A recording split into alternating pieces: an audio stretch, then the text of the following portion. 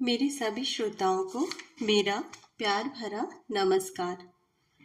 आज मैं आपके लिए लाई हूँ हिंदी के महान साहित्यकार रांगे राघव जी की लिखी हुई एक कहानी जिसका शीर्षक है देवदासी। तो प्रस्तुत है कहानी देवदासी। उस समय मंदिर निर्जन हो चुका था। निस्तब्धता सनसना रही थी। बाहर घोर अंधकार था। आकाश में बिजली कड़क रही थी। उस युवक ने तलवार को टेका और उठ खड़ा हुआ। भीतर सब काम कर चुकने पर पुजारी ने सोचा कि अब शीघ्र ही उसे प्रतिमा के चरणों पर शीश रखकर सोने जाना चाहिए। पल्लव राज के इस विशाल मंदिर में कामाक्षी का यह भव्य स्वरूप देखने के लिए दक्षिणापथ के अनेक भागों से लोग आकर एकत्रित होते थे। 300 वर्ष पहले सातवाहनों के अंत पर सम्राट विष्णुकोप ने पल्लव साम्राज्य को स्वतंत्र कर दिया था। उनके उत्तराधिकारी आज कदंबों और गांगेयों के भी प्रभु थे।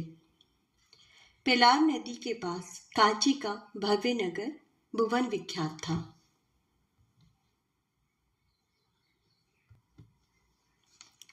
राजप्रासाद के विराट आलिंदों में दिन में अगरू धूप जलता, रात्रि में दीपांधरों से प्रकाश जगमगाता।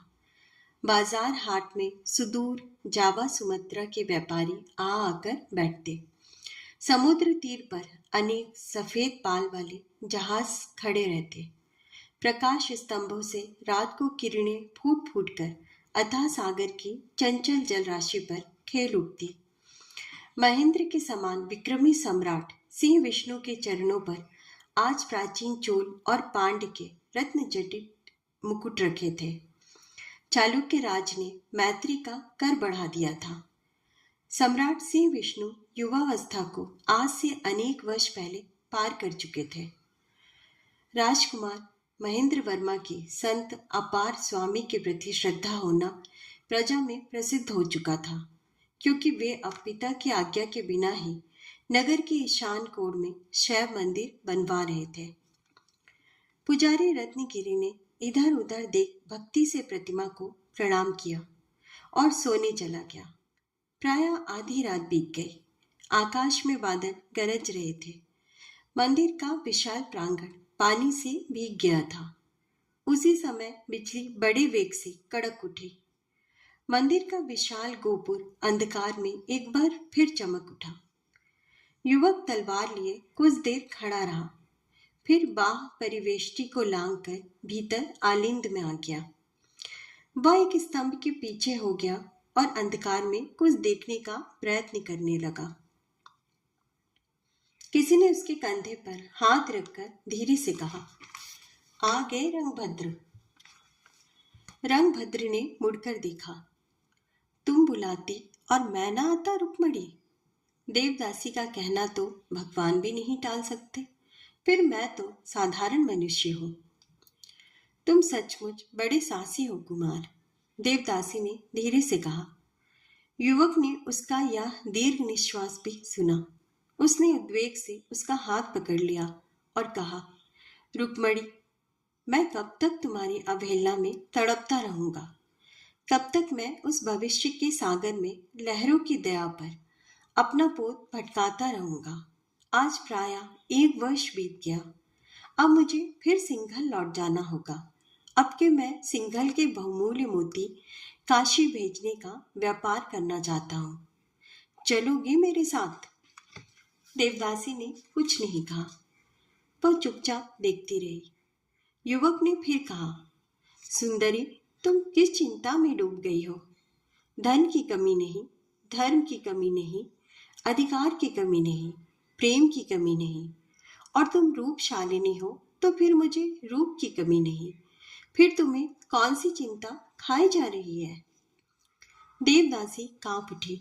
उसने धीरे से कहा, धीरे कुमार, धीरे, कहीं देवता ना सुन ले। मैं जाती हूँ। वह सचमुच एकदम चली गई और युवक के कंठ में उसका स्वर अटक कर रह गया। मंदिर का विशाल आलिंद सूना हो गया। युवक लौट चला। भाग 2। दूसरे दिन पुजारी ने पूजा समाप्त करके बाह प्रवेश द्वार के पास आकर देखा, सूर्यमणि भक्ति से नमस्कार कर रही थी। उसने गदगद होकर उसे आशीर्वाद दिया। सूर्यमणि के श्याम मुख पर उस स्वर्ण मुकुट की हल्की प्रभा छिटक कर उसे किंचित हरिताभ बना रही थी। उसके सफेद चिन्हांशुकों में वह सुगर अंग संगठन के जिस चतुर शिल्पी की कला का अद्भुत प्रमाण लगता था।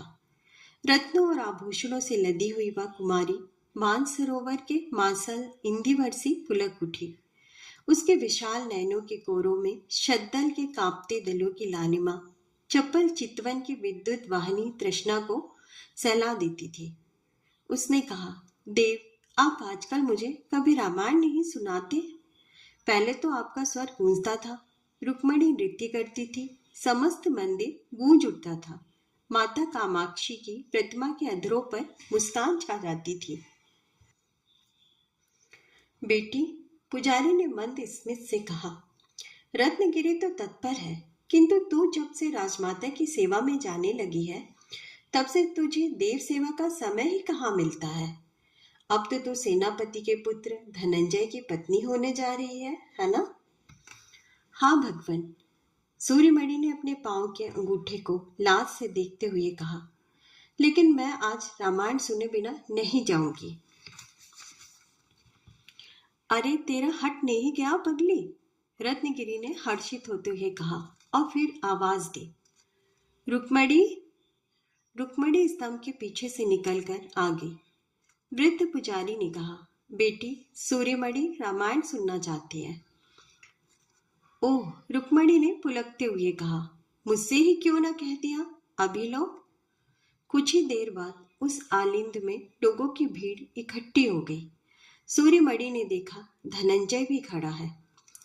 वृद्ध रत्नगिरी ने स्वास्थ्य वाचन किया और मृदंग पर थाप पड़ी। उधर देवदासी रुक्मणी का नुपुर बज उठा। ट्रिम ट्रिम के उस अप्रतिहत नाद पर यौवन से स्फीत कमल चरण का मंथर चलन स्तंभों से टकराकर समस्त अंतराल में कांप उठा। युवक धनंजय के नयन गड़ गए। देवदासी आज मेनका सा नृत्य कर रही थी। रत्नगिरी गाने लगे। उनके गंभीर स्वर से लोगों के हृदय में एक पवित्र भावना छा गई। नर्तकी के अंग चालन का मादक उल्लास धनंजय की धमनी धमनी में डोल उठा।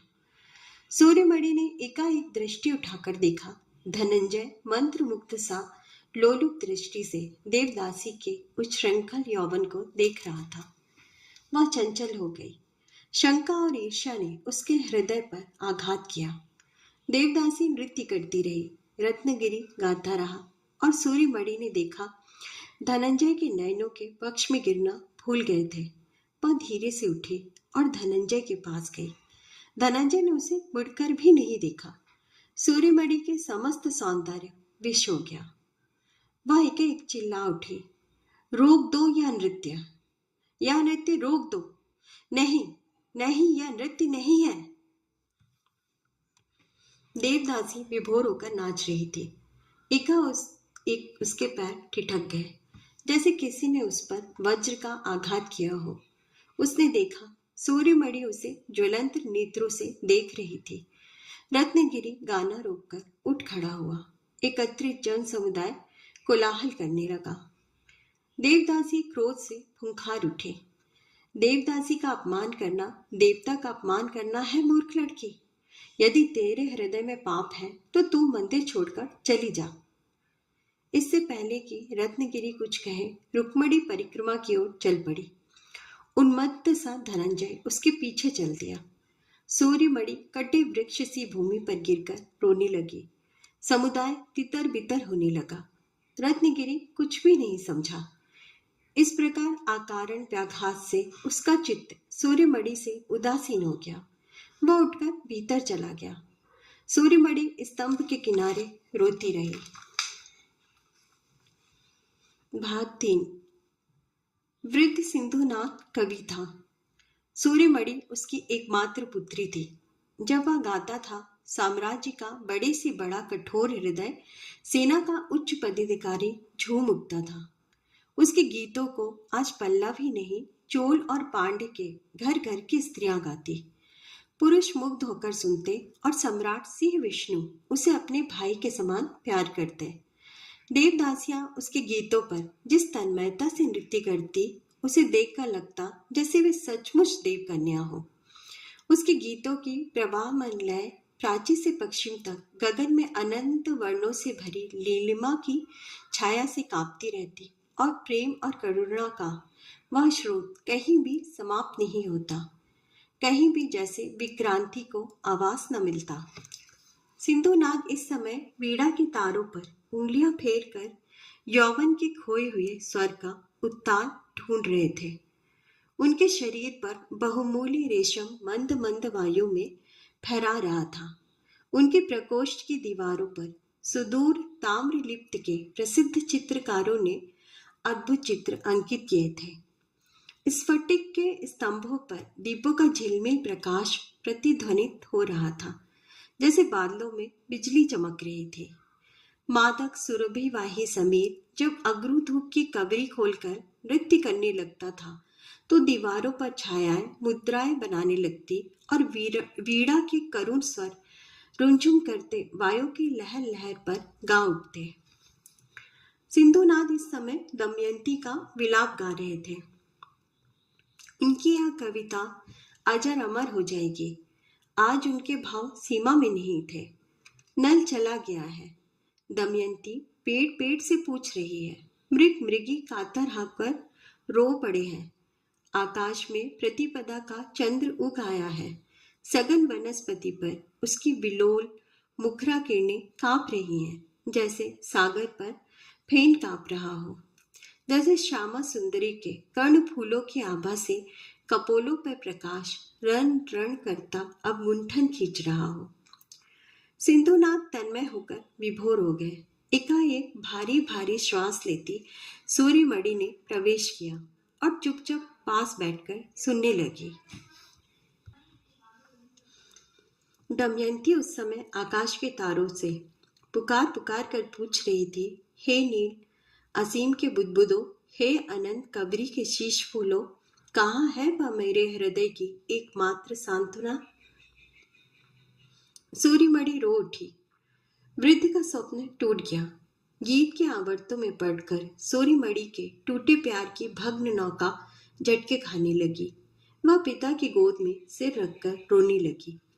वृद्ध ने एक हाथ से वीणा को हटा दिया और फिर कहा, क्या हुआ बच्चे?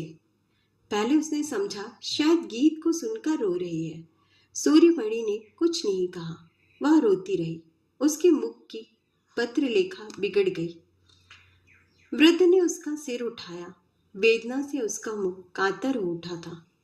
वृद्ध का हृदय विवल हो उठा। उसने कहा, पुत्री, तुझे किस बात का शोक है?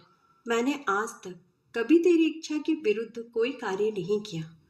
आज तक तू ही मेरे जीवन का एकमात्र सहारा रही है। फिर तेरे नयनों में ये व्याकुल अश्रु किस लिए? करुण रात्रि की भांति तेरे इन पंकज दलों पर ये निहार कर क्यों? सूर्यमणि ने कुछ उत्तर नहीं दिया। वह रोती रही।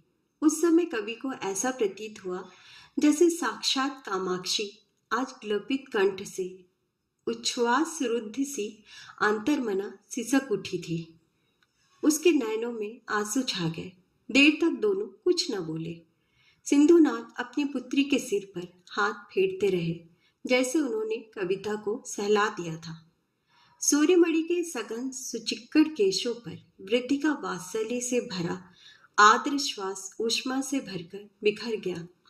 सूर्यमणि का हृदय उद्वेग से बारंबार ठोकर खाकर गिर जाता और आंसू बह बह आते।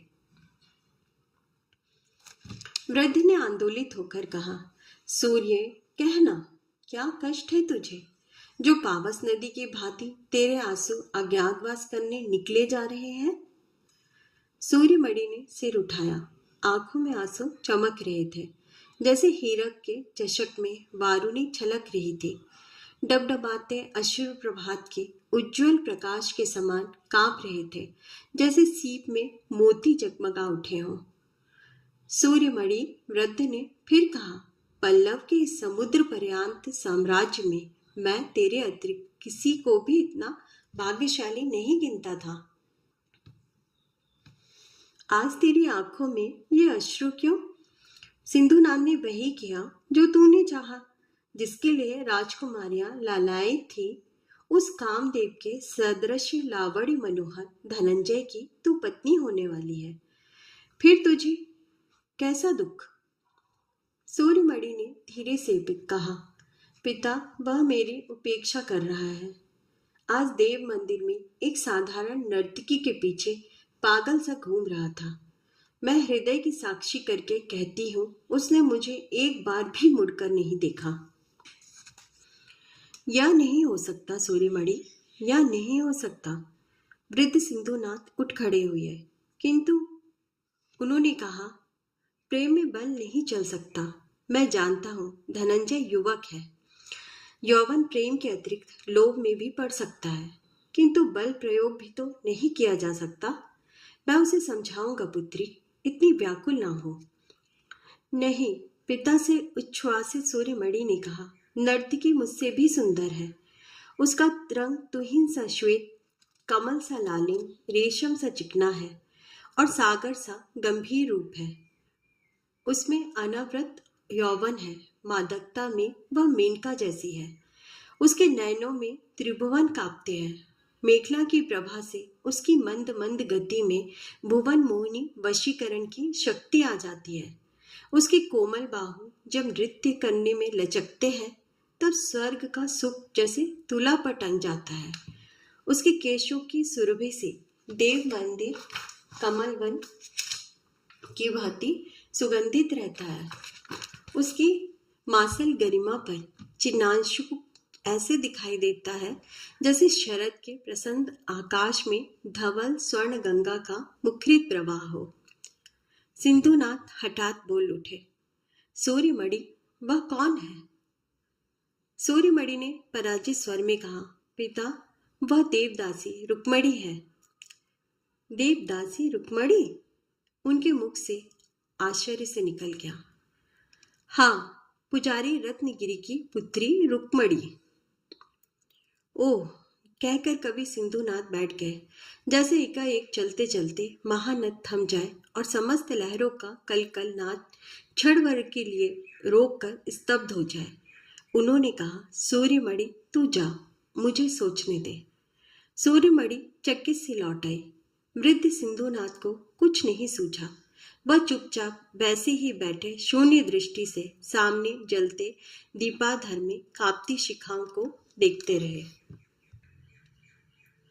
भाग 4। रात्रि के निरावरण नीलाकाश में सहस्त्रों नक्षत्र टिमटिमाने लगे। पुजारी रत्नगिरी सोच में पड़ गया। उसके वृद्ध मुख पर चिंताएं की रेखाएं खिंचाई। कुछ देर वह टहलता रहा। वृद्ध सिंधुनाथ ने कहा, तुम जानते हो रत्नगिरी, सब कुछ जानते हो, पर देवदासी के प्रति धनंजय का हृदय आकर्षित है। यह तुम भी नहीं जानते। मुझे इसका विस्मय है। तुम भी वृद्ध हो गए हो सिंधुनाथ। जीवन भर जिसने अटूट विश्वामित्र सा दर्प कभी नीचे नहीं होने दिया, जिसके पवित्र जीवन से संसार विस्मित हो उठा था, जिसके सामने सम्राट सिंह विष्णु का एक साधारण नागरिक की भांति सिर झुकाकर खड़े रहता है, उसकी बात पर तुम संदेह कर रहे हो? जिसने तुम्हारे जीवन के महानतम पाप को छिपाने के लिए अपने युग युग के संचित तप और यश को ठुकरा दिया, जिसने ब्रह्मचारी होकर भी केवल तुम्हारी मित्रता के लिए रुक्मणी को अपनी पुत्री कहकर प्रसिद्ध कर दिया, उसकी बात पर तुम अविश्वास कर रहे हो? सिंधुनाथ ने कंपित कंठ से कहा, मित्र, यह तुम क्या कह रहे हो? रत्नगिरी ने कहा, तुम मेरे बाल्य सखा ही नहीं, गुरु भाई हो। तुम कवि हो। सौंदर्य को छलना ही तुम्हारे अंतःस्थल की अंतिम प्रेरणा है। जिस दिन तुमने राजकुमारी इंदिरा को देखा था, उसी दिन मैंने तुमसे कहा था कि तुम भूल कर रहे हो, किंतु तुमने कुछ भी नहीं सुना। आज से 20 बरस पहले जब तुम रुक्मणी को गोद में लेकर आए थे, मैंने उसे बिना हिचकिचाए गोद में उठा लिया था। राजकुमारी इंदिरा आज राजमाता इंदिरा है। आज संसार उसके पुण्य की गाथा गा रहा है। वह नहीं जानती कि उसका पाप आज भी जीवित है। उसे कह चुका हूँ कि रुक्मणी मर चुकी है, किंतु सिंधुनाथ आज जब वह पाप मानव सत्ता के परम पुण्य के रूप में मुझे एकमात्र सांत्वना दे रहा है, तुम उस पर लांछन लगा रहे हो। रुक्मणी की पवित्रता तुषार धौत शतदल के समान है। देवता में उसकी भक्ति सुमेरु के समान है। उसने अपना तन मन धन देवता की सेवा में अर्पित कर दिया है। वह मनुष्य से प्रेम कर सकती है, मैं उसे नहीं दे सकता। देवी कामाक्षी की शपथ है, मैं उसे नहीं दे सकता। तब तो सूर्यमणि रो रोकर मर जाएगी, सिंधुनाथ ने करुण स्वर में कहा। बोलो रत्नगिरी, मेरे इस संसार में और कौन है? किस लिए मैं इतनी माया ममता को परवशता आज भी सहेजे बैठा हूँ? यश नहीं चाहिए, धन नहीं चाहिए, सांसारिक भोगों से मैं तृप्त हो चुका हूँ। देवदासी रुक्मणी को कुछ दिन के लिए तुम छिपा नहीं सकते। धनंजय उसके पीछे पागल हो रहा है। यदि यह दीप शिखा उसके सामने रहेगी तो वह शलभ की भांति परिभ्रमण करके अपने पंख को जला लेगा। देवदासी से कभी भी उसका विवाह नहीं हो सकता। फिर सूर्यमणि के जीवन पर आघात किस लिए? रत्नगिरी गंभीर स्वर में चिल्ला उठा। सिंधुनाथ, रुक्मणी भी तुम्हारी पुत्री है। क्या तुम एक पुत्री के लिए दूसरी का अहित करना चाहते हो? जब संसार में तुम्हें राजकुमारी इंदिरा से बढ़कर कुछ भी नहीं था, उस समय रुक्मणी ही तुम्हारी संतान थी। क्या अब तुमको उससे तनिक भी स्नेह नहीं? क्या संसार के नियम में तुम्हारा हृदय इतना कायर हो गया है कि यदि संसार नहीं कह सकता तो तुम भी उसे पुत्री नहीं मान सकते? सिंधुनाथ उद्भ्रांत सा इधर उधर घूमने लगे। उनके मुख पर आशंका कांप रही थी। वे दो पाषाणों के बीच बिछ गए थे। उन्होंने मुड़कर कहा, तो रत्नगिरी, देवदासी को मुझे दे दो। मैं साम्राज्य के नियमों को ठोकर मारकर, देवता का अपमान करके, अपने प्राणों का मोह छोड़कर उसे अपनी पुत्री घोषित करूंगा और उसका कहीं विवाह कर दूंगा। रत्नगिरी ने धीरे से कहा, यह नहीं हो सकता सिंधुनाथ। तुम डरते हो रत्नगिरी? सिंधुनाथ ने आगे बढ़कर कहा। राजमाता इंदिरा का सतीत्व डूब जाएगा। पांड्य, चोल और चालुक्य देशों में पल्लव राज के कुटुंब की निंदा के गीत गाए जाएंगे। सिंधुनाथ का पाप प्रकट हो जाएगा। रत्नगिरी की घोर मिथ्या सूर्य की तरह जगमगा उठेगी। इसलिए नहीं, रत्नगिरी ने कहा, रुक्मणी फिर से पाप में लिप्त नहीं हो सकती। वह देवता को निष्काम रूप से अर्पित हो चुकी है। वह लौटाई नहीं जा सकती। उसका जीवन धर्म का एक महान छंद है। उसको अपौरुषेय कहकर ही गाया जाता है। वह कोई साधारण हाटों में नाचने वाली स्त्री नहीं है। वह कलाओं में पारंगत होकर पुरुषों से पुष्कल के लिए विलास करने वाली गणिका नहीं है। वह उत्सर्ग कर चुकी है अपना अस्तित्व, अपना मातृत्व आजन्म कुमारी रहने के लिए। वह नहीं लौट सकती। वह देवता की संपत्ति है। सिंधुनाथ, तुम कर्त्य अकर्त्य का भेद नहीं समझ पा रहे हो। तभी तुम कविता का प्रथम चरण भूल गए हो। जाओ, लौट जाओ। देवदासी, तुम सबसे अस्पृश्य आकाश मंदाकिनी का कमल है। उसे तुम नहीं पा सकते। सिंधुनाथ आर्त से बैठ गए। उनसे कुछ भी नहीं कहा गया। उन्हें चारों ओर अंधेरा छाता हुआ दिखने लगा। उनके सामने सूर्यमणि का आतुर स्वरूप बार बार घूम गया, जो उनकी प्रतीक्षा करती होगी, जिसे कुछ नहीं मालूम कि रुक्मणी उसी की बहन है, जिस पिता की कीर्ति से आज पल्लव साम्राज्य में स्थित सरस्वती का अंचल श्वेत से भी अधिक उज्जवल हो उठा था। उसी का पाप वह कैसे सुन सकेगी? कैसे सह सकेगी वह यह घोर अंधकार की गाथा? वे कुछ भी नहीं सोच सके।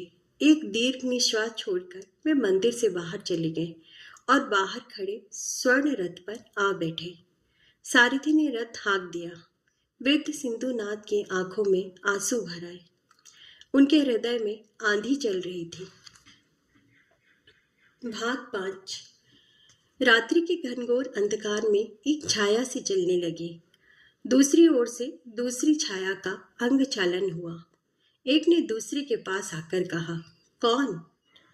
रंगभद्र, तुम आ गए?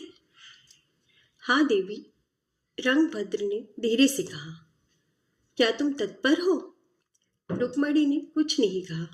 रंगभद्र बोला, देवी, वहां तुम्हारा मान तब हो सकता है जब तुम अर्ध के फूल के समान अपनी गंध स्वयं नहीं पहचान पाओगी। तुम्हारी मनुष्यता के हनन पर तुम्हारा यह स्वर्ग है, किंतु क्या तुम्हारे हृदय में कोई कोमलता शेष नहीं है? क्या केवल पाषाण हो? किंतु कामाक्षी के मंदिरों में प्रस्तर गाते हैं, प्राचीरें बोलती है। एक तुम हो जो अपने जीवन को देव सेवा की छलना में बिताए जा रही हो। कभी किसी से पल तो पल प्रेम की बात नहीं। तुम तो स्त्रीत्व के प्रारंभिक चिन्ह तक भूल गई हो। किस लिए यह सब रुक्मणी? देवता के लिए रंगभद्र। क्या ये सब त्याग करना मेरे लिए पाप नहीं होगा? पाप? रंगभद्र ने हंसकर कहा। पाप यह नहीं है कि जीते जागते मनुष्य को एक कठपुतली बना दिया, उससे उसकी दृष्टि छीनकर दूसरों को लूटने के लिए उसे नयन दे दिए हैं, उससे उसके हृदय का अपहरण करके उसे दूसरों के हृदयों पर दस्युवृत्ति करने के लिए छोड़ दिया गया है। यदि मनुष्य को झूठे प्रलोभनों देकर उसे मनुष्य नहीं रहने दिया तो इससे बढ़कर और कौन सा पुण्य होगा? रंगभद्र, पिताजी ने तो देव सेवा को संसार का सबसे बड़ा सुख बताया है। फिर तुम ये क्या कह रहे हो? मैं तुम्हारे मुख से पाप को बोलता हुआ सुनकर कांप उठती हूँ, किंतु ना जाने क्यों जो तुम कहते हो वह अचानक ही मेरे हृदय पर आघात कर उठता है। मैं नहीं जानती तुम मुझे इतने अच्छे क्यों लगते हो। रंगभद्र का मुख प्रफुल्लित हो गया और उसने कहा, रुक्मणी, वह स्त्री नहीं जो अपने प्रेमी के आलिंगन में बद्ध होकर विभोर नहीं हो सकती, जो आंखों में आंखें खोकर एक बार कल कंठ से उसे अपना स्वामी कहने को उद्यत नहीं हो सकती। कहाँ है तुम्हारे जीवन की नीरव हाहाकार करती वेदना का अंत, कुमारी? जिस देवता के पीछे तुम पागल हो रही हो, क्या कभी उसने तुम्हारे हृदय पर हाथ रखकर उसकी धड़कन को सुना? क्या वसंत के मलयानिल में पुंस कोकिल की कुहू सुनकर कभी तुम्हारे हृदय में हूक नहीं उठी? बोलो देवदासी, यदि प्रेम पाप है तो किस लिए कालिदास का नाम आज प्रातः स्मरणीय है? यदि प्रेम पाप है तो तुम्हें क्यों आजीवन देवता से प्रेम रखने का दुराभिमान सिखाया गया है? देवदासी सोच में पड़ गई। रंगभद्र उन्मत्त सा कहता रहा, क्या यह माधवी रजनी की अनंत सुगलत शून्य में केवल हाहा खाने के लिए है? तुम्हारे यह आनंदित रूप, जिसको आज संसार उपेक्षा से भयावह गर्त में डाले बेसुध है, किस लिए यौवन की बुझाएं फैलाकर हृदय में उतरता चला जाता है? पल्लव साम्राज्य की सर्वश्रेष्ठ सुंदरी नहीं जानती कि यौवन क्या है। नहीं है ज्वालामुखियों में वह ताप, नहीं है आकाश के नक्षत्रों में वह रूप जो तुम्हारे श्वास में है, जो तुम्हारे नयनों में है। कांची की कुल नारियों का गर्भ रूप तुम्हारी अनंत रूप राशि के सामने धूल के तुल्य है देवी। देवदासी ने कहा, यही तो सेनापति तनय धनंजय कहते थे। धनंजय? रंगभद्र ने कांपते हुए स्वर से पूछा, क्या वह आया था? तुम्हें कल मिला? देवदासी ने सिर उठाकर कहा, कल दिन में नृत्य हुआ था। सूर्यमणि ने अचानक नृत्य रोक दिया। उससे रोषित होकर मैं भीतर चली गई। पीछे पीछे वह भी आ गया। फिर? रंगभद्र ने आशंकित होकर पूछा। फिर वे कहने लगे, सुंदरी, तुम्हारे सामने सूर्यमणि कुछ भी नहीं है। मैं उसे तनिक भी नहीं चाहता। मैं तो तुमसे प्रेम करता हूँ। संसार में मेरी कोई अभिलाषा नहीं, केवल तुमको प्राप्त करना चाहता हूँ। रंगभद्र ने उत्सुक होकर आवेग से पूछा, और देवदासी, तुमने क्या कहा? रुक्मणी ने उत्तर दिया, और देवदासी ने क्या कहा, यह भी जानना चाहते हो? मैंने कहा, तुम मूर्ख ही नहीं पतित हो। एक देवदासी से तुम्हें ऐसी बातें करते लज्जा नहीं आती? क्या तुम अपने को राजवंश का उच्चारित करने का साहस करते हो? क्या तुम्हारे वाक्यों में भीषण हलाहल है, जिससे देव मंदिर की ईंट ईंट मूर्छित होती जा रही है? तुम नारायण की पवित्र विभूति को अपमानित करने का दुस्साहस कर रहे हो। जिससे तुम बात कर रहे हो वह साधारण स्त्री नहीं, एक देवदासी है। उसका श्वास फूल गया। वह चुप हो गई। रंगभद्र मंत्र मुग्ध सा उसकी ओर देख रहा था। उसने कहा, धन्य हो तुम देवदासी, तुम प्रेम करना जानती हो, किंतु तुम जिस पाषाण को तुमने जीवन का सर्वस्व बनाती हो वह आत्मा का हनन है। मनुष्य की चरम शांति शुष्क ज्ञान नहीं, भक्ति है। वह भक्ति नहीं जिसमें त्याग का दम्भ हो। देवदासी, मैं तुम्हें व्यर्थ या जीवन नष्ट नहीं करने दूंगा। कहो रुक्मणी, तुम मुझसे प्रेम करती हो? रुक्मणी ने कुछ नहीं कहा। अंधकार में ही उसके हाथ ने रंगभद्र के दृढ़ हाथ को पकड़ लिया। रंगभद्र ने उसे अपने पास खींच लिया। दोनों देर तक एक दूसरे की आंखों में झांकते रहे। रंगभद्र ने धीरे से कहा, तुम्हारे चरणों पर जीवन का समस्त वैभव उठाकर भिक्षा मांगेगा। तुम्हारे पांव मेरे हृदय पर चलेंगे। तुम पल्लव साम्राज्य की सबसे बड़ी धनवती, सर्वश्रेष्ठ सुंदरी, सबसे अधिक भाग्यशालिनी स्त्री होगी रुक्मणी। असमय का यह वैराग्य ज्ञानियों को शोभा दे सकता है, जो अपने शरीर को कष्ट देना ही जीवन का निर्वाण समझने की भूल करते हैं।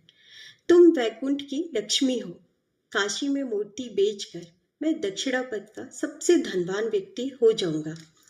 भूल जाओ यह परिमित सीमाओं के बंधनों को, अंतिम सत्य समझने की कलमश भरी छलना। तुम देवदासी नहीं हो, नारी हो। स्त्रीत्व का अधिकार तुमसे कोई नहीं छीन सकता। देवदासी का हृदय धड़क उठा। उसका कंठ वाष्प स्फीत हो गया। अंधकार में दूर, बहुत दूर कुछ हल्के तारे टिमटिमा रहे थे और कुछ नहीं। विशाल प्रांगण, दीर्घ स्तंभ, वक्राकार अलिंद द्वार सब अंधकार में एक हो गए थे। निर्जनता से चारों ओर वायु कोलाहल सा मचा रही थी। देवदासी की आशंका मनी मन भयभीत हो गई। उसने अपना हाथ रंगभद्र के वक्ष पर रख दिया और विभोर सी खड़ी रही। रंगभद्र ने कहा, परसों मैं सिंहलदीप जा रहा हूँ। प्रतिज्ञा करो कि तुम मेरे साथ पोत पर आरूढ़ होकर मेरी अर्धांगिनी के रूप में चलोगी। परसों कांची के देव मंदिर में महोत्सव होगा। उस दिन लोग अपने अपने काम में संलग्न होंगे। किसी को भी अधिक चिंता नहीं होगी। हम तुम परिक्रमा के पीछे वाली पुष्करणी के पास मिलेंगे और तुम निर्भीक, पाप की भावना से हीन मेरे साथ चली चलोगी, क्योंकि तुम मुझसे प्रेम करती हो। देवदासी ने अपना सिर रंगभद्र के सुदृढ़ वक्ष स्थल पर टेक दिया। उसकी आंखें बंद हो गई और मुंह से धीरे से उच्छ्वासित हुआ, मैं प्रतिज्ञा करती हूँ रंगभद्र, मैं चलूंगी। तुमने मेरी नीरवता में जो बीड़ा बजाई है उससे मेरा रंध्र रंध्र गूंज रहा है। मैं अवश्य चलूंगी। भाग 6। रंगभद्र ने अंधकार में केशों को चूम लिया। देवदासी लाज से मुस्कुरा उठी। राजमाता इंदिरा उद्यान मंदिर में विष्णु के चरणों पर सहस्त्र शतदल कमलों का धीरे धीरे विसर्जन कर रही थी। उनका हृदय पवित्र और स्निग्ध था। जब वे पूजा समाप्त करके उठी तो उन्होंने देखा सूर्यमणि उदासीन सी सामने खड़ी थी। राजमाता के मुख पर करुण प्रभा फैल गई। उन्होंने कहा, सूर्यमणि, आज तो इतनी उदास क्यों लगती है? श्याम मेघ की तरल छाया आज तेरे नयनों में आश्रयहीना सी क्यों कांप रही है? आज तो निदाग के कानन की भांति क्यों यह दीर्घ निश्वास छोड़ रही है? सिकता पर चंचल क्रीड़ा करने वाली लहर के समान तेरी स्मित आज एकदम ही कहाँ लुप्त हो गई? सूर्यमणि ने सिर झुका लिया। राजमाता ने स्नेह से फिर कहा, महाकवि की कन्या को ऐसी कौन सी पीड़ा व्याकुल कर उठी है? बोल बेटी। सूर्यमणि ने कहा, कुछ नहीं माता, ऐसे ही आज कुछ चित्त में अनबूझ सी ग्लानि छा गई थी। राजमाता चुप हो गई। उन्हें याद आया कि एक दिन वे भी सिंधुनाथ के प्रेम में ऐसे ही व्याकुल हो उठी थी। आज 20 वर्ष बीत गए। वे अब 40 वर्ष की थी। सिंधुनाथ 50 से ऊपर था। उन्होंने मन ही मन अपने उस पाप को भूलने के लिए नारायण का स्मरण किया। हृदय निर्मल हो गया। आज वे राजमाता थी। उनके पवित्र आचरणों पर दक्षिणापर्त को गर्व हो सकता था। उनके पति ने अपार विक्रम से चोल राज के दांत खट्टे कर दिए थे। सम्राट सिंह विष्णु ने तभी से विधवा को अपने संरक्षण में ले लिया था। उन्होंने कहा, सूर्यमणि, तेरा विवाह कब का निश्चित हुआ है? सूर्यमणि ने मुंह फेरकर उत्तर दिया, बसंत पंचमी को। और वह वहां से चली गई। एक दासी ने झुककर कहा, महाकवि आए हैं देवी। महाकवि? राजमाता ने विस्मय से सिर उठाकर पूछा। हाँ देवी, दासी ने सिर झुकाकर उत्तर दिया। उनको उद्यान में ही ले आओ। दासी चली गई। राजमाता शंकित होकर इधर उधर घूमने लगी। उनका हृदय भीतर ही भीतर कांप उठा। आज वे उस व्यक्ति को 20 वर्ष बाद फिर देखेंगी, जिसकी स्मृति में उनके जीवन का एक महान पाप है। इसी समय वृद्ध सिंधुनाथ ने दासी के साथ प्रवेश किया। राजमाता इंदिरा ने आगे बढ़कर उनका स्वागत किया। एक संगमरमर की चौकी पर सिंधुनाथ बैठ गए। दासी चली गई। राजमाता ने दृष्टि उठाकर देखा और फिर उनका शीश झुक गया। सिंधुनाथ के नैनों में आज वही चमक थी जो 20 वर्ष पहले उनके सर्वनाश का कारण बन गई थी। उन्होंने सारंग पहाड़ी का मन ही मन फिर स्मरण किया और कहा, कवि, आज आपने कैसे कष्ट किया? सिंधुनाथ ने धीरे धीरे कहना प्रारंभ किया। एक दिन अनेक वर्ष पहले हम तुम इसी उद्यान में अपना सब खो बैठे थे। उस दिन भी तुमने मुझे अपना सब कुछ दिया था। आज मैं फिर तुमसे तुम्हारा सब कुछ मांगने आया हूँ। राजमाता ने कहा, कभी मैं कुछ भी नहीं समझी। तुम मुझसे क्या लेना चाहते हो? सूर्यमणि के लिए मैंने स्वयं धनंजय जैसा उपयुक्त वर खोज दिया है। फिर और तुम मुझसे क्या मांगना चाहते हो? सिंधुनाथ ने कहा, देवी, धनंजय एक देवदासी की ओर आकृष्ट हो गया है। वह सूर्यमणि की उपेक्षा कर रहा है। राजमाता निष्प्रभ हंसी हंस उठी। उन्होंने कहा, तो इतने मर्माहत क्यों हो कवि? एक बात कहो, बुरा तो न मानोगे? नहीं देवी, आज मैं सभी कुछ सुनूंगा।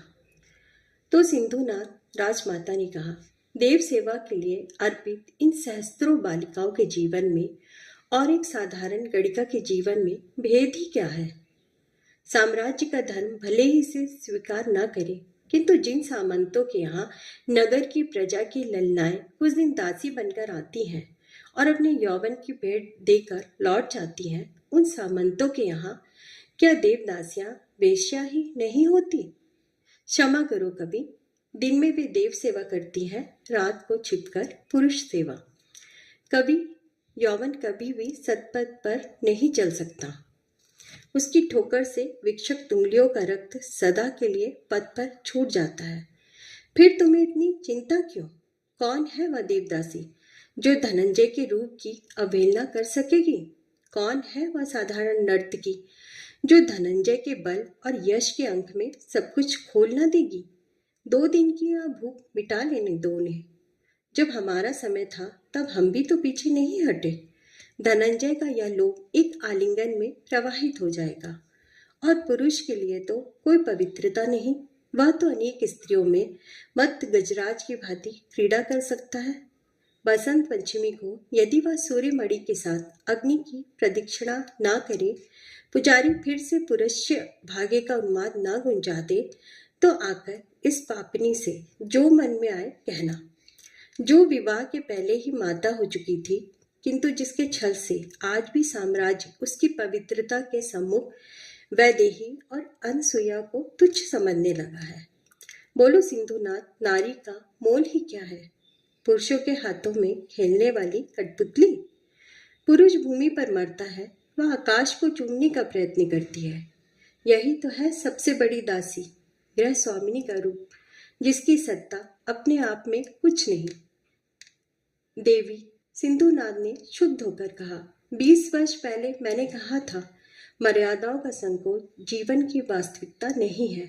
आओ हम तुम इस देश को छोड़कर कहीं चले जाएं, किंतु तुमने स्वीकार नहीं किया।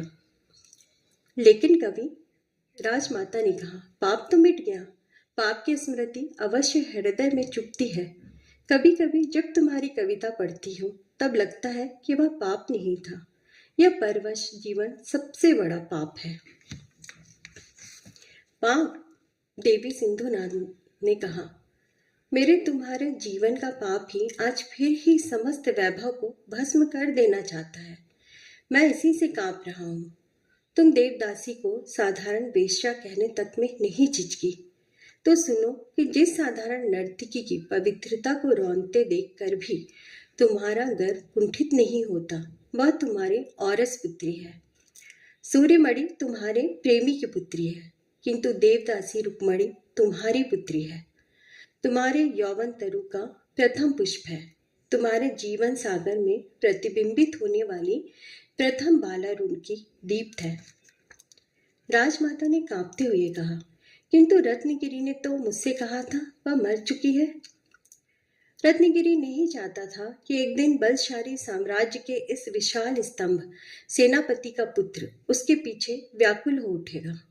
सहस्त्रों देवदासियों के बीच उसने उसे छिपा दिया था, किंतु यदि धनंजय उसकी पवित्रता को अपनी उच्छृंखलता से विध्वस्त करेगा तो रत्नगिरी उसे कभी भी नहीं सह सकेगा। उसने कठोर तप में अपना जीवन बिताया है। उसने दूसरों की भूलों को सरल चित्त से क्षमा किया है। उसने रुक्मणी से पुत्र का सा स्नेह हो गया है।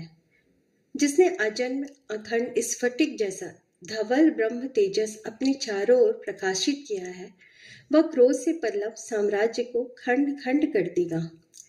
राजमाता वह वैभव और सुख की इन दीवारों की नींव में पलते पाप को समूल उखाड़ कर फेंक देगा। उसके दुर्वासा कैसे अग्नि क्रोध को ठंडा कर सके, ऐसा साहस, ऐसी पवित्रता किसमें है? प्रजा क्या कहेगी? देवता की पवित्र संपत्ति पर वह कभी पदाघात नहीं सह सकेगा। राजमाता, मेरा मन भय से कांप उठता है। राजमाता सिहर कर खड़ी हो गई। उन्होंने कहा, कभी चलो, मैं रत्नगिरी से मिलना चाहती हूँ। देवदासी मेरी पुत्री है, उसे मैं अपने पास ले आऊंगी। वह मेरे शरीर का संचय है। रत्नगिरी माता की आज्ञा की उपेक्षा नहीं करेगा। मेरे वक्ष स्थल में एक स्नेह कांप रहा है। मेरी पुत्री भुवन सुंदरी है, वह मेरी है, मैं उसे देखना चाहती हूँ। कवि सिंधुनाद उठ खड़े हुए। उन्होंने कहा, रत्नगिरी पाषाण है देवी, उसके हृदय में एक सोता है और वह केवल देवदासी रुक्मणी के लिए है। वह उसकी पवित्रता पर मुग्ध है। जिस दिन उसे उसमें अपवित्रता की गंध आएगी, वह अपने हाथ से उसका वध करके देव प्रतिमा के चरणों पर उसे समर्पित करके आत्मघात कर लेगा। आत्मघात का पाप भी उसके सामने देवता के प्रति विश्वासघात की तुलना में कुछ नहीं। वह कठोर तपस्वी है। ममता के झूठे आवरण से उसकी आंखें कभी नहीं जानती। आज जो माता बनकर जा रही हो, वह तुम्हारे मातृ स्नेह को ठुकरा देगा।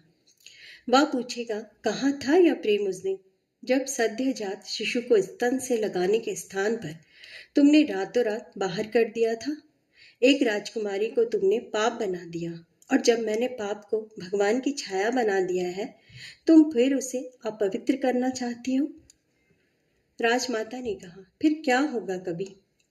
सिंधुनाद ने कहा, रथ बाहर खड़ा है, देवी चलिए। राजमाता ने आज्ञा दी। नीला, दासी ने आकर शीर झुकाया। राजमाता ने कहा, शीघ्र ही रथ तैयार कराओ। जो आज्ञा कहकर दासी चली गई। थोड़ी देर बाद राजमार्ग पर 2 बहुमूल्य रथ दौड़ने लगे। एक पर महाकवि थे, दूसरे पर राजमाता। रथ राज मंदिर के बाहर रुक गए। दोनों उतर पड़े। जब वे भीतर पहुंचे, उन्होंने देखा रत्नगिरी सूर्यमणि के सिर पर हाथ रखकर कह रहा है, पुत्री, यह संसार अत्यंत कुटिल है। सत्य के उन्मीलन आज के संसार में प्रलय का सूत्रपात हो जाएगा। मैं तुझे बताना नहीं चाहता, किंतु तू पवित्र है। तेरी पवित्रता की रक्षा करना, तुझे सत्य पथ पर चलाना, तेरे जीवन को श्रेष्ठ और मनोहर बनाना मेरा कर्तव्य है। मैं तेरी सहायता सदा करूंगा। तेरे सुखों के लिए मैं कुछ भी उठा नहीं रखूंगा। तुझे डरने का कोई कारण नहीं। धनंजय को लाचार होकर तुझसे प्रेम ही नहीं, पवित्र परिणय करना होगा। महोत्सव के बाद मैं देवदासी रुक्मिणी को साथ लेकर काशी चला जाऊंगा। मैं तुझे अपने ब्राह्मणत्व की साक्षी देकर शपथ लेता हूँ। राजमाता ने दौड़कर रोते हुए पुजारी के चरण पकड़ लिए। सिंधुनाथ गदगद से रोने लगे। सूर्यमणि भी कुछ नहीं समझी। अविचलित स्वर से रत्नगिरी ने कहा, परसों राजमाता, परसों कवि, कल महोत्सव है। अंतिम बार कल मैं कामाक्षी की अपने हाथों से पूजा करूंगा। कल मैं अपने जीवन के सारे पापों के लिए समस्त शक्ति से देवता के चरणों पर क्षमा मांगूंगा। मैं जीवन की इस लुका छिपी से ऊब गया हूँ कवि। मैं कहीं दूर चला जाना चाहता हूँ। अपराध का सबसे बड़ा प्रतिदान ब्राह्मण की क्षमा है। ब्राह्मण वह नहीं है जो स्वर्ण और राजमत के सामने अपनी पवित्रता की बलि दे दे। ब्राह्मण वह है जो पाप को पुण्य बना दे, पुण्य को साक्षात नारायण बना दे। उठो राजमाता, उठो।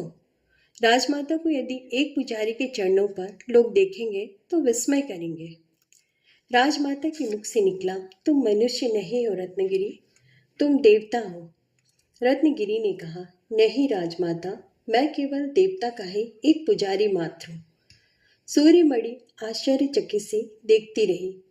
पुजारी मुस्कुरा रहा था। भाग 7।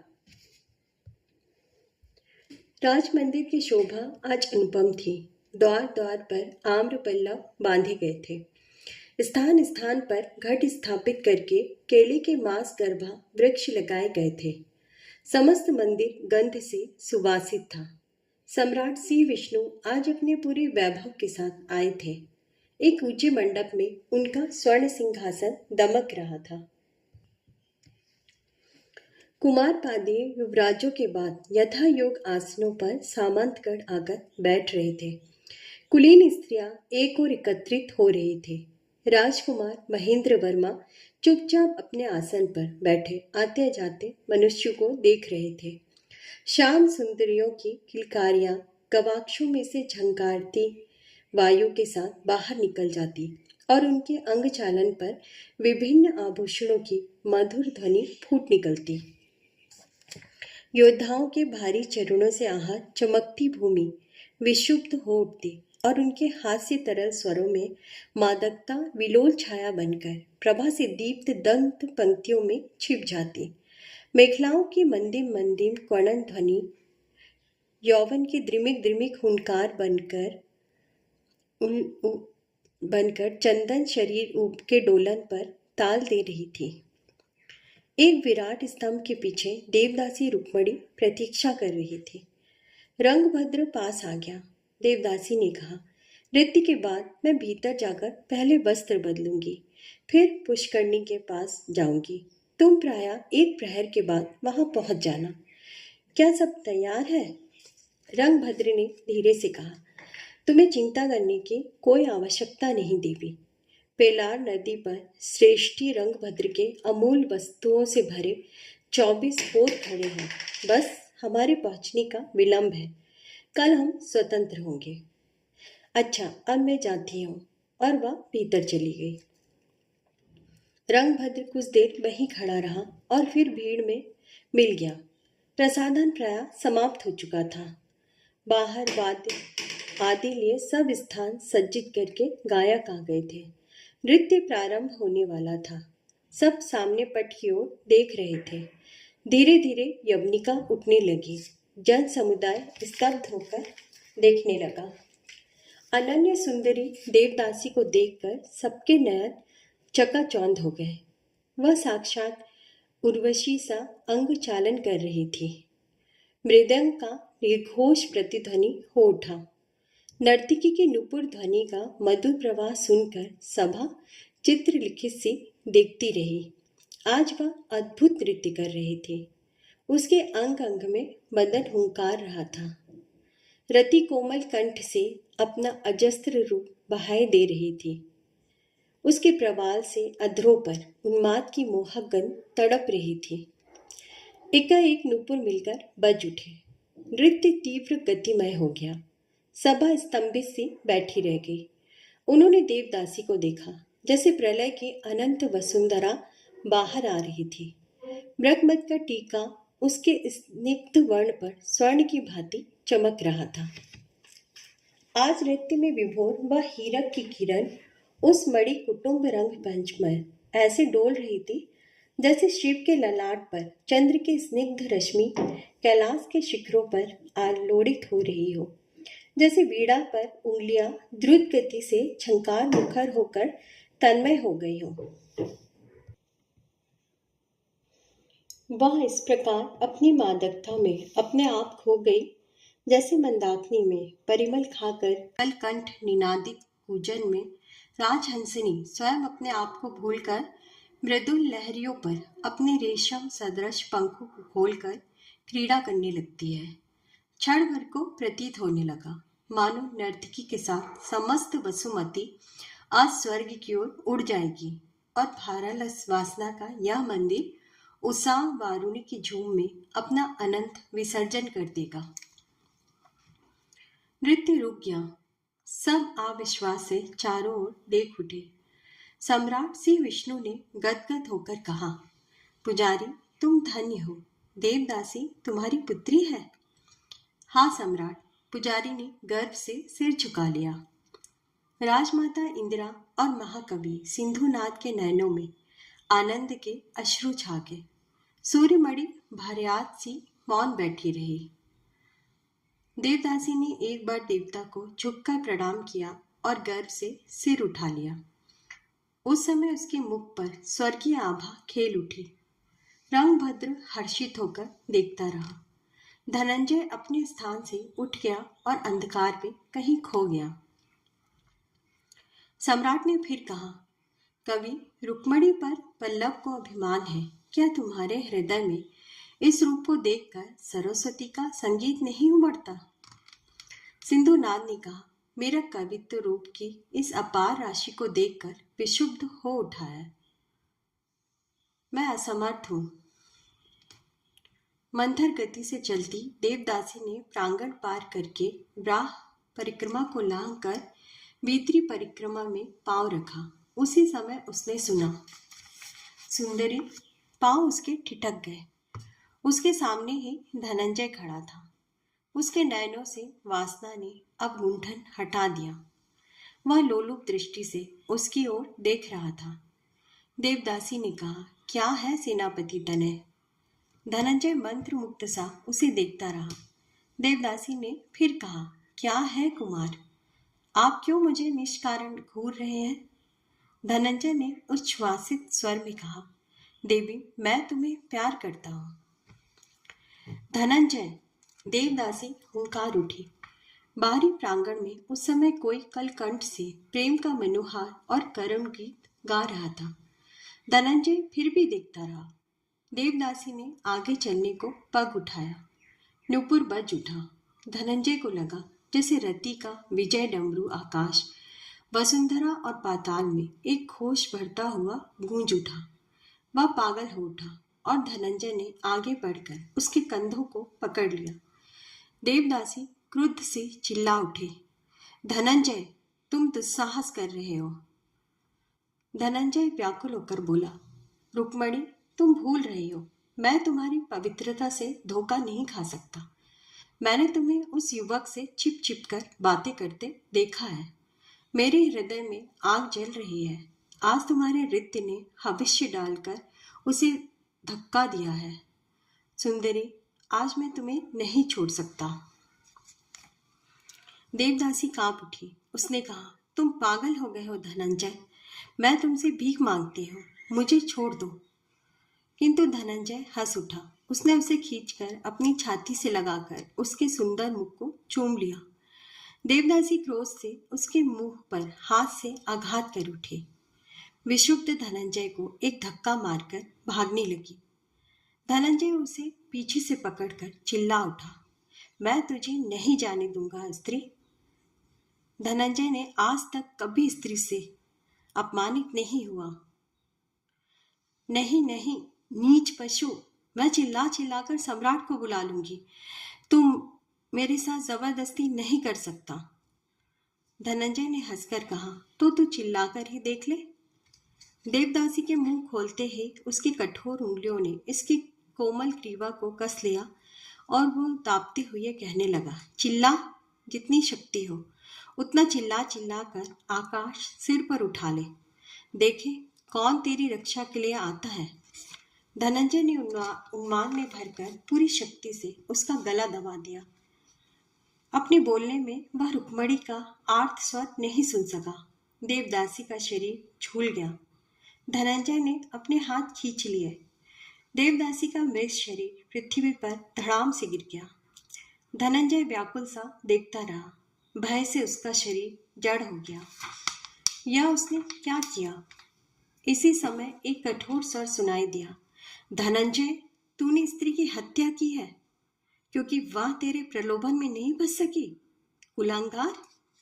धनंजय कांप उठा। उसने मुड़कर देखा। पुजारी रत्नगिरी द्वार पर खड़ा था। धनंजय लड़खड़ा उठा। रत्नगिरी ने हंसकर कहा, भूल गया अपना समस्त बल और वैभव के अत्याचार का बर्बर रूप, स्त्री की हत्या करके भागना चाहता है। तू एक देवदासी की पवित्रता को कलुषित करना चाहता था क्योंकि तुझे सेनापति का पुत्र होने का गर्व था। तेरी शक्ति के सामने देवता का अपमान एक साधारण वस्तु है। तेरे बल के सामने एक पवित्र नारी का सतीत्व कुछ भी नहीं। धिक्कार है ऐसे वैभव को, धिक्कार है ऐसे साम्राज्य को। ब्राह्मण तुझे श्राप देता है। किंतु एकाएक पुजारी की जिह्वा रुक गई। मस्तिष्क में 3 बार कुछ चोट कर उठा। पुजारी ने कहा, मैं सूर्यमणि को वचन दे चुका हूँ, पापी, जा, भाग जा, अन्यथा अभी यहाँ भीड़ हो जाएगी और तू पकड़ा जाएगा। तूने अनेक हृदयों का सर्वनाश कर दिया है, किंतु तेरे लिए जैसे युद्ध भूमि में यश के लिए अनेक हत्या करना है, वैसे ही एक यह भी सही। वहां तो अनेक स्त्रियों को धन और भूमि के लिए विधवा बनाता है, यहाँ तूने ब्राह्मण और देवता की संपत्ति पर पदाघात किया है। धनंजय वज्राहात सा खड़ा रहा। पुजारी ने उसे धकेल कर बाहर कर दिया। उसने पास जाकर देखा। देवदासी की आंखें उलट गई थी, जिह्वा बाहर निकल आई थी। धनंजय ने पीछे से उसका गला घोट दिया था, तभी उसके नयनों में कोई चिन्ह नहीं था। कैसा कठोर होगा उसका हृदय जो इस फूल सी बालिका की हत्या कर सका। सूर्यमणि एक हत्यारे से विवाह करेगी और वह देखता रहेगा। किंतु राजमाता का मान, सिंधुनाथ की उज्जवल दीप्यमान कीर्ति वृद्ध शव पर रो उठा। उसने कहा, उन्हें क्षमा कर दे रुक्मणी। सिंधुनाथ तेरा पिता है, राजमाता इंदिरा तेरी माता है, सूर्यमणि तेरे पिता की पुत्री है और मैं सूर्यमणि को वचन दे चुका हूँ। तू बिल्कुल पवित्र है। आकाश की शरद पूर्णिमा की ज्योत्सना से भी अधिक श्वेत। उन्हें क्षमा कर पुत्री। मैंने तुझे बचपन से पाला था और वैराग्य मैंने तेरे कारण त्याग दिया। क्षमा कर रुक्मणी। ब्राह्मण, देवता और देवदासी को सब कुछ खोकर भी क्षमा करना चाहिए पुत्री। उसने देवदासी के शरीर को स्पर्श करके ऊपर हाथ करके कहा, देवता नारायण, कामाक्षी, देवदासी को स्वर्ग में बुला लो, वह बिल्कुल पवित्र है। पुजारी उठा। उसने अपने आंसू पोंछ लिए और बाहर निकल आया। बाहर कोई वीणा बजा रहा था। रत्नगिरी ने कहा, मैंने देवदासी की हत्या की है। मैंने देवदासी रुक्मणी को गला घोटकर मार डाला है। भीतर परिक्रमा के पास उसका शव पड़ा है। गीत रुक गया। वीणा की सिसक बंद हो गई।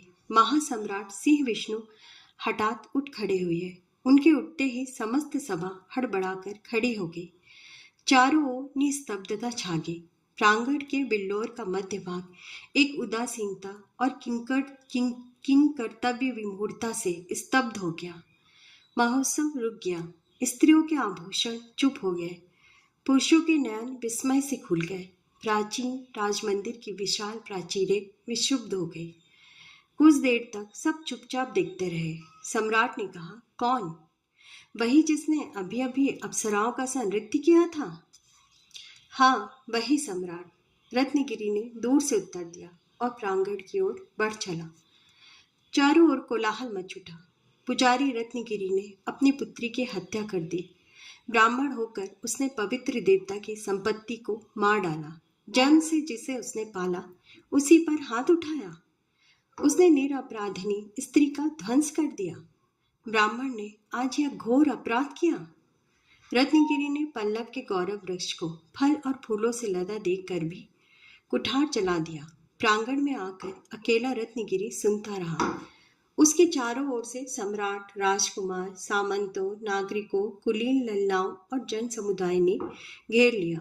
सब कुछ न कुछ इसके विरुद्ध कह रहे थे। सम्राट कुछ सोच रहे थे।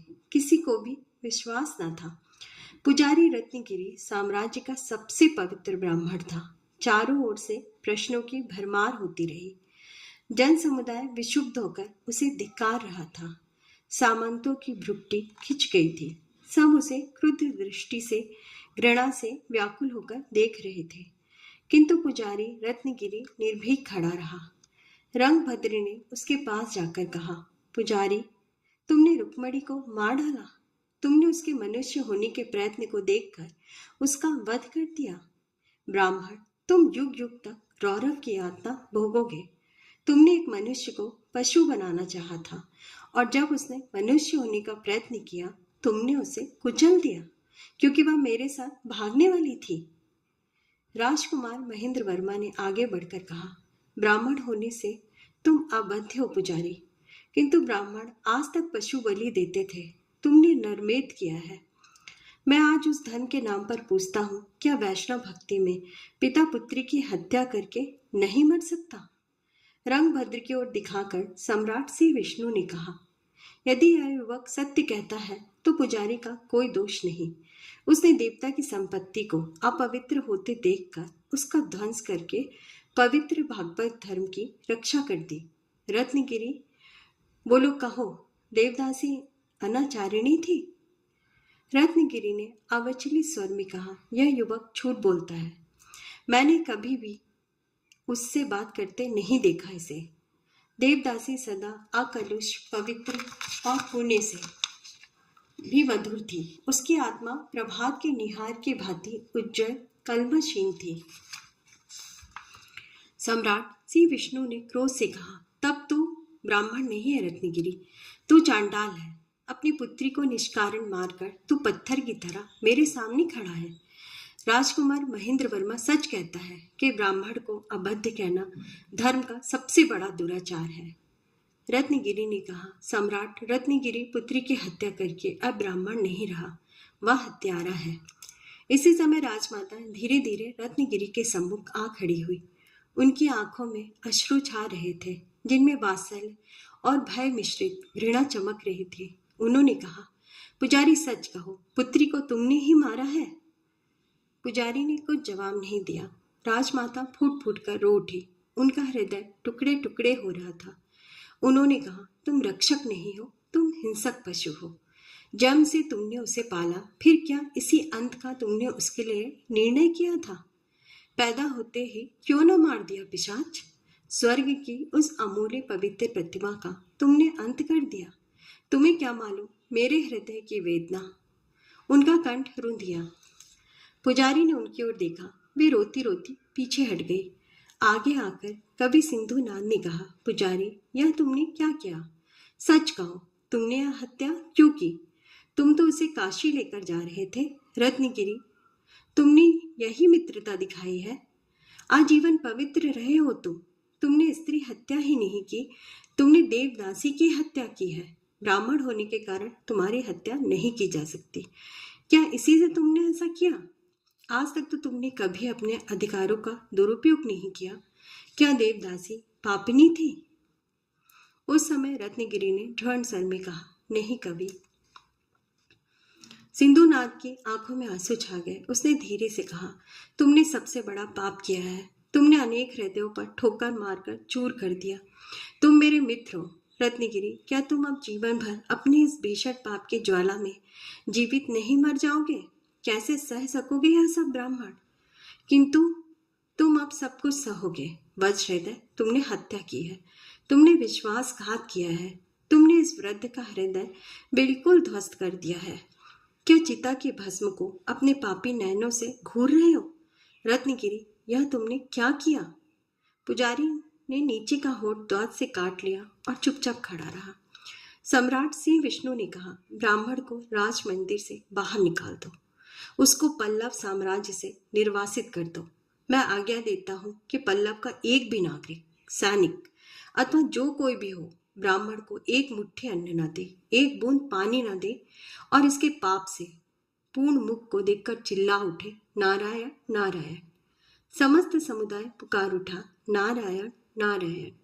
सम्राट सिंह विष्णु ने फिर कहा, मंदिर को यज्ञ से पवित्र करना होगा। यहाँ ब्राह्मण के वेश में चांडाल रहता था, इसे निकाल दो। रत्नगिरी धीरे से मंदिर के बाहर निकल गया। सहस्त्रों हृदय एक स्वर से उसे धिक्कार उठे। भाग 8। उस समय मंदिर निर्जन हो चुका था। निस्तब्धता सनसना रही थी। नागरिक समुदाय अपने अपने घरों को लौट चुका था। दीप बुझ चुके थे। घोर नीरवता छा रही थी। स्तंभ के सहारे खड़े युवक की तंद्रा टूट गई। वह धीरे धीरे बाहर आया और प्रहलाद नदी की ओर चल पड़ा। प्रभात का मधुर प्रकाश सिकता पर डोलने लगा।